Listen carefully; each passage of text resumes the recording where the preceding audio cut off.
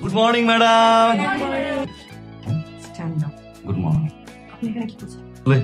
অল্প বয়সে ছেড়ে দিছি তো, আর ওদের সাথে শুরু করলাম। এটা কি ফাইজলামি করার জায়গা? বের হন। Get out right now. বলছি হ্যাঁ, তোমাকে ঠিক মতো পড়াশোনা করবো, হাফাজ করবো না।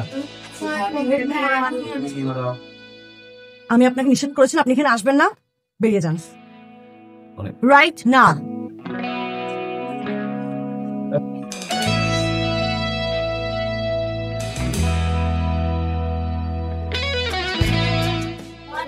Morning madam. আসছিলাম আসলে জ্ঞান অর্জন করতে। নো প্রবলেম, গেট আউট হয়ে যাচ্ছে। বাচ্চাদেরকে যা পড়াবো তাই করবেন, ঠিক আছে?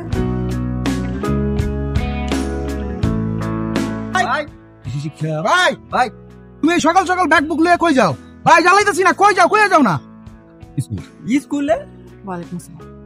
শুনেন শুনেন, সমস্যা কি? আমি বারবার সামান্য কথা বলার জন্য একটু ওয়েট করি, আর আপনি আমাকে দেখে দৌড় দেন কেন? প্রবলেমটা হলো আপনি লাস্টে যে কথাটা বলেছেন সেটা হচ্ছে প্রবলেম। কেন, সমস্যা কোথায়? আমি খারাপ ছেলে? আমি তো রাস্তার মাঝখানে দাঁড়িয়ে কোনো শীষ দিই না, আমি তো কোনো দোকানে বাকি রাখি না, আমি তো ভালো হয়ে গেছি। আমি স্কুলে যাই, আপনি যা বলছেন আমি তা শুনি। সে কথা আমাকে বলেন, আমার সমস্যাটা বলেন একবার। সমস্যা অনেকগুলো। আপনার পোশাক আশাক আমার পছন্দ না, আর পড়াশোনার বিষয়টা তো আছেই। সমস্যা অনেকগুলো। আচ্ছা, আপনার পাই সমস্যা, আমার পোশাকের সমস্যা, আমি সব পাল্টাবো, উঠবো। আপনি বসতে বলবেন, আমি বসবো। একটা ভালোবেসে দেখেন, একটা হাতটা ধরে দেখেন, একটা গার্লফ্রেন্ড হয়ে দেখেন প্লিজ। ওকে ভালোবাসতে হবে প্লিজ, আমি ভালো হতে চাই, ঠিক যেমনটা আপনি চান। আপনি যেভাবে চাচ্ছেন সেভাবে সম্ভব না। আপনি একজন টিচার, নিজেকে একটু করতে চেয়েছিলাম, আপনার সামান্য উপরে মাটি ইন্সপিরেশন চেয়েছিলাম। সমস্যা কি আমার? আমি ক্লাস 5 পাস, অশিক্ষিত, একটাবার ইন্সপায়ার করে দেখেন। আপনি যে ওয়েতে বলবেন আমি ঠিক সে ওয়েতে শুনবো। আপনি শিক্ষিত আমি জানি, বাট আপনার যে সামান্য পরিমাণ একটু বেশি শিক্ষিত হলে আমি হব। দিন আমি আপনার চেয়ে সামান্য পরিমাণ বেশি শিক্ষিত হতে হবে, আমি ঠিক সেদিন আপনার সামনে ভালোবাসা চাই। সেদিন আমি আপনার বলবো যে আপনার হাতটা প্লিজ একবার ধরেন, আমি ভালোবাসতে চাই, একটা ইন্সপিরেশন চাই। ইন্সপিরেশন চান, আমি ভালোবাসি, কিন্তু এসব বয়ফ্রেন্ড গার্লফ্রেন্ড রিলেশনশিপ এগুলো আমি বিশ্বাস করি। আপনি যদি সত্যি সত্যি আমাকে চান, ঠিক আছে, first go and face my girl. আমার বাবা যদি রাজি হয়, then I will. বাবা আসবে, ঠিক আছে? ওয়ালাইকুম আসসালাম। বাবা তোমার কথা বলে আমি ঠিক জানি। বসেন, দাঁড়িয়ে আছেন কেন? বস। আপনি কে যেন এই এলাকার কি বখাটে খারাপ ছেলে, কি যেন নাম আপনার? আমি তো জানতাম আপনার নাম বখাটে বাবলু, খারাপ ছেলে বাবলু, আমি তো এত কিছু জানতাম, কিন্তু আপনার নাম বাবলু রহমান। আমাকে মন খুলে বলতে পারেন আপনি?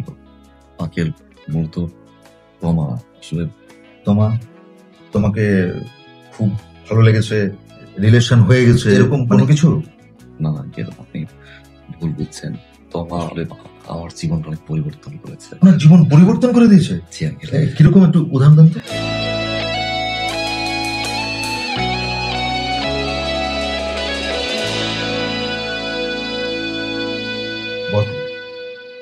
তুই একটা ক্লাস 5 পাস ছেলেকে এখানে নিয়ে এসেছিস, তুই কি ওর সাথে কোনো রিলেশনে জড়িয়েছিস?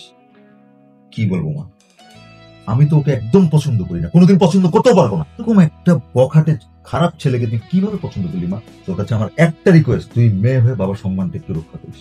আমার একটাই কথা, আমি ওকে মেনে নিব না। Thank you. আসলে কেউ হয়তো আমাকে ভুল বুঝেছে, আবার এসে আমি আঙ্কেলকে বুঝাবো। বাবাকে বুঝে লাভ হবে না, আমার বাবা এক কথা মানুষ, উনি যেটা বলেছেন আমার বাবা যদি রাজি না থাকেন আমার কিছু।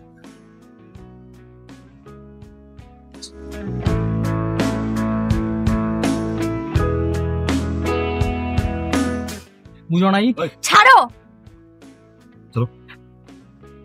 আব্বে আলে এই মাল আবার কেডা রে? আরে কি ইচ্ছা, আমি তোরে কমু নাকি? তুই কেডা? ভাই শুনুন, সত্যিকারের পুরুষ কথা বল। আরে মেয়ের হাত ধরু মানে ওই তো আমার এক্স গার্লফ্রেন্ড, ওর হাত আমি ধরু না, তুই ধরবি নাকি? আসলে অধিকার ছিল, এখন নেই, তাই না? আমি রাস্তার মধ্যে তোর জ্ঞান নেওয়ার লাগে আমি এনে দাঁড়াই, তুই কাইটা বল। যদি ঝামেলা হয় তোরা বাসায় যান, বাসায় গিয়া এটা সলভ। এই বেটা তোরে জিগাইতে হইবে আমি কি করুম না করুম? দেখেন রাস্তাঘাটে অনেক মানুষ, হ্যাঁ আপনি তুমি যাও, তুমি যাও। এই ওই কই যাইবো? কি রে?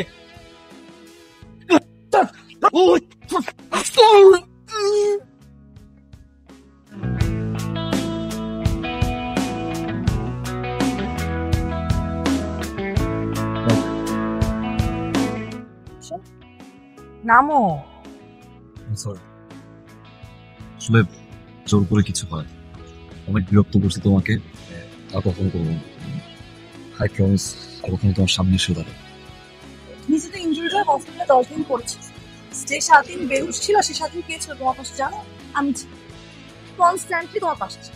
তারপর যদি রেগে থাকতে চাও রাগ, এমনকি আমার বাবাও তোমাকে দেখতে 3 থেকে 4 দিন হসপিটালে গেছে, সে খবর আছে? না না, তুমি তো রাগ করে থাকতে চাও পুরো, রেগে থাকো। নিজে তো ইনজুরি হয়ে 10 দিন হসপিটালে পড়ে আছো।